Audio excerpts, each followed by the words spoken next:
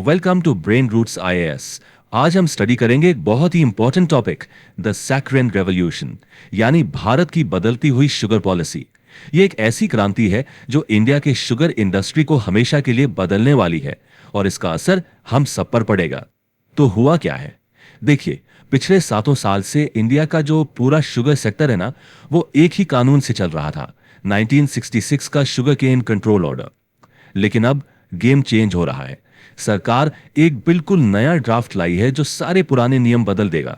और इस पूरे बदलाव के पीछे जो सेंट्रल आइडिया है वो बहुत सिंपल लेकिन पावरफुल है। अब शुगर सिर्फ एक फूड आइटम नहीं है, ये बन रहा है एक फ्यूल। मतलब एक स्ट्रेटेजिक शिफ्ट हो रहा है फूड से फ्यूल की तरफ। तो सवाल ये उठता है, आखिर इतना बड़ा बदलाव करने की जरूरत ही क्यों पड़ी? Why now? असल में इंडिया के सामने 3 बड़े चैलेंजेस खड़े थे और ये नई पॉलिसी इन तीनों चैलेंजेस का एक कॉमन सॉल्यूशन देने की कोशिश है। सबसे पहला और सबसे बड़ा चैलेंज है एनर्जी सिक्योरिटी। सोच के देखिए, हम अपनी जरूरत का लगभग 85% क्रूड ऑयल इंपोर्ट करते हैं, मतलब बाहर से मंगवाते हैं। इससे ना सिर्फ हमारी इकोनॉमी पर बोझ पड़ता है, बल्कि हम ग्लोबल मार्केट के उतार चढ़ाव पर भी पूरी तरह डिपेंडेंट हो जाते हैं। दूसरा चैलेंज सीधे हमारे किसानों से जुड़ा है। दशकों से एक बहुत बड़ी समस्या चली आ रही है जिसे कहते हैं केन अरियर्स। आसान भाषा में वो पैसा जो शुगर मिल्स को किसानों को टाइम पर देना चाहिए वो अटका रहता है, कभी महीनों कभी सालों तक। इससे उनकी लाइवलीहुड पर सीधा असर पड़ता है। और तीसरा और बहुत इंपॉर्टेंट चैलेंज है एनवायरनमेंट का। इंडिया ने ग्लोबल स्टेज पर एक कमिटमेंट दी है, एक वादा किया है कि 2070 तक हम नेट जीरो एमिशंस का टारगेट अचीव करेंगे। और इस टारगेट को पाने के लिए हमें पेट्रोल डीजल जैसे फॉसिल फ्यूल्स के क्लीन ऑल्टरनेटिव्स चाहिए होंगे। तो ये थे 3 बड़े प्रॉब्लम्स। अब देखते हैं कि सरकार का ये नया ब्लूप्रिंट इन चैलेंजेस से डील करने के लिए क्या सोल्यूशन लाया है। इसका जो मैकेनिज्म है वो काफी इंटरेस्टिंग है।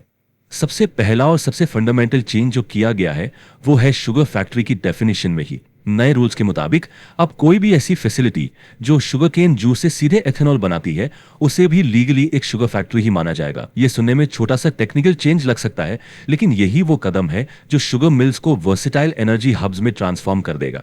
अच्छा, अब एक लॉजिकल सवाल उठता है, अगर एक मिल शुगर बना रही है और दूसरी एथेनॉल, तो गवर्नमेंट कैसे ट्रैक करेगी कि टोटल कितने शुगर केन का यूज हुआ है? इसके लिए गवर्नमेंट एक बहुत ही स्मार्ट सोल्यूशन लेकर आई है, एक कॉमन करेंसी। और ये है वो फॉर्मूला। नए नियम कहते हैं कि 600 लीटर इथेनॉल का प्रोडक्शन 1 टन शुगर के बराबर माना जाएगा। इससे क्या होगा? इससे गवर्नमेंट को पूरे देश में शुगर केन के टोटल यूटिलाइजेशन पर नजर रखने में आसानी होगी, चाहे उसका फाइनल प्रोडक्ट शुगर हो या इथेनॉल। अब आते हैं किसानों के अरियर्स वाली प्रॉब्लम पर। इससे डील करने के लिए नए ऑर्डर में बहुत ही स्ट्रिक्ट रूल्स बनाए गए हैं। मिल को शुगर केन लेने के 14 दिन के अंदर किसान को फुल पेमेंट करना कंपलसरी होगा, और अगर डिले हुआ तो उन्हें आउटस्टैंडिंग अमाउंट पर 15% पर एनम के हिसाब से हेवी इंटरेस्ट देना पड़ेगा। यह किसानों के लिए एक बहुत बड़ी फाइनेंशियल सिक्योरिटी है। यहां एक और चीज समझना जरूरी है, इंडिया में शुगर केन की प्राइसिंग का एक 2 टियर सिस्टम है। पहला, सेंट्रल गवर्नमेंट एक मिनिमम प्राइस फिक्स करती है जिसे हम कहते हैं फेयर एंड रेम्यूनरेटिव प्राइस यानी एफआरपी। ये एक नेशनल फ्लोर प्राइस है। लेकिन उत्तर प्रदेश और पंजाब जैसे बड़े शुगर केन प्रोड्यूसिंग स्टेट्स अपना अलग प्राइस तय करते हैं जिसे स्टेट एडवाइज्ड प्राइस या एसएपी कहते हैं, और ये आमतौर पर एफआरपी से ज्यादा होता है। तो चलिए अब इन सारे पीसेस को जोड़कर बिग पिक्चर देखते हैं। ये पूरी पॉलिसी असल में इंडिया के एक बहुत बड़े और एम्बिशियस नेशनल इथेनॉल मिशन का हिस्सा है। एक ऐसा मिशन जिसका अल्टीमेट गोल देश को एनर्जी सेक्टर में सेल्फ रिलायंट यानी आत्मनिर्भर बनाना है। इस मिशन की सीरियसनेस आप इस टारगेट से समझ सकते हैं। अभी हम पेट्रोल में करीब 12% एथेनॉल ब्लेंड करते हैं। गवर्नमेंट का टारगेट है कि 2025-26 तक इस ब्लेंडिंग को बढ़ाकर 20% कर दिया जाए। इसी 20% ब्लेंडिंग को E20 कहा जाता है। अगर ये अचीव हो गया तो हमारा ऑयल इंपोर्ट बिल काफी हद तक कम हो सकता है।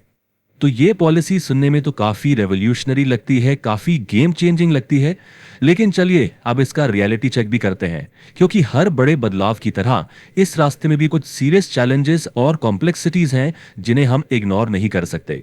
कुछ बड़े सवाल खड़े होते हैं, फॉर एग्जाम्पल, अगर इंटरनेशनल मार्केट में शुगर के दाम अचानक बहुत बढ़ जाएं, तो क्या मिल्स ज्यादा प्रॉफिट के लिए एथेनॉल छोड़कर वापस शुगर नहीं बनाने लगेंगी? दूसरा, शुगर केन एक वाटर गजलिंग क्रॉप है, इसमें बहुत पानी लगता है।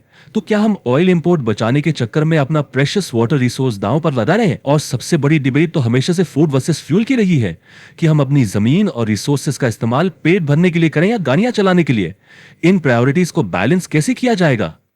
और आखिर में ये सबसे बड़ा सवाल है जिस पर सोचना होगा, क्या ये नई पॉलिसी एक फ्यूल फर्स्ट माइंडसेट को जन्म देगी? और अगर ऐसा हुआ तो क्या इसका अंजाम ये होगा कि कॉमन कंज्यूमर के लिए, यानी हमारे और आपके लिए, घर की चीनी महंगी हो जाएगी? ये इस मीठी क्रांति का सबसे कड़वा सवाल हो सकता है। If you found this lecture helpful, like, share and subscribe to the channel.